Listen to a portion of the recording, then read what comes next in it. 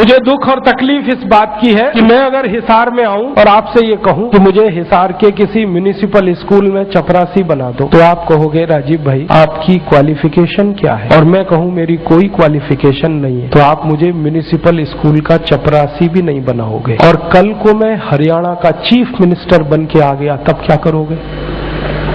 उसी zero qualification पर मैं हरियाणा का अगर चीफ मिनिस्टर बनकर आया तो आप मेरे गले को मालाओं से लाद दोगे और जिंदाबाद इतनी करोगे तो सारा शहर बहरा हो जाए। ये विडंबना है हमारे देश की।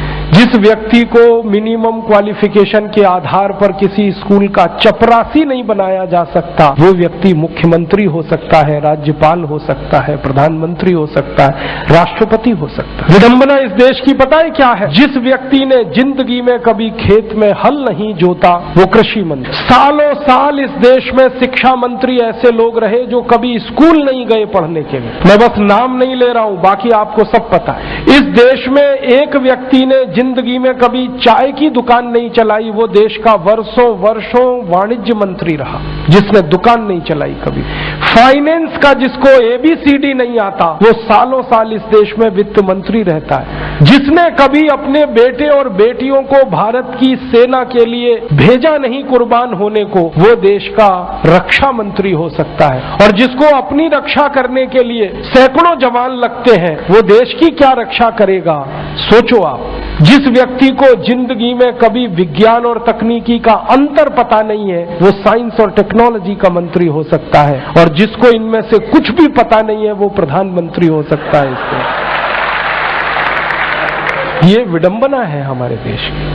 अज्ञानी व्यक्ति ज्ञानियों पर शासन कर सकता है, और हमारे शास्त्रों में कहा गया है, वेदों में कहा गया है कि अज्ञानी व्यक्ति जब ज्ञानियों पर शासन करे तो समझ लेना देश और समाज का बंटाधार ही होना है। हमारे देश में यही हो रहा है। हर अज्ञानी ऐरा गहरा नत्थू खैरा जो किसी नेता की चप्पलें उठाता था, जो किसी के जूतों में पॉलिश करता था, जिसने कभी किसी नेता के घर में रोटियां बना के खिलाई, वो राष्ट्रपति पद तक लोग पहुंचे हैं। ऐसी स्थिति हमारे देश में। उनकी क्वालिफिकेशन ही एक है कि कभी किसी बड़े नेता के रसोई में रोटियां बना के खिलाई तो राष्ट्रपति हो जाओ भैया। ऐसी बंदर बांट मची है इस देश में। और ये उस देश में जिसकी आजादी के लिए 7,32,000 लोग कुर्बान हुए, उस देश में। मुझे बहुत दुख होता है, तकलीफ होती है। अभी एक सच्ची घटना मेरे साथ घटित हुई। मैं एक दिन कानपुर गया था, तो कानपुर के रेलवे स्टेशन पे उतरा। उतरने के बाद शहर में बाहर आने के लिए नीचे पुल पर से उतर के आया तो एक छोटी सी चाय की दुकान थी। उस पर एक बेटी और एक माँ और एक छोटा सा बेटा आपस में बात कर रहे थे। वो क्या बात कर रहे थे? वो कह रहे थे, माँ हम गरीब क्यों हैं? तो कान में मेरे शब्द पड़ गए। मैंने कहा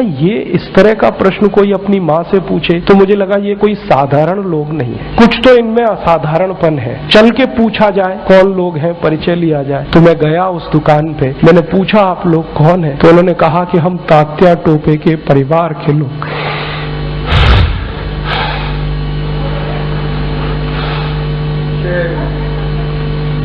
हमारे देश में तात्या टोपे के परिवार के लोगों को चाय बेचनी पड़ी और गद्दारों को सिंहासन मिले।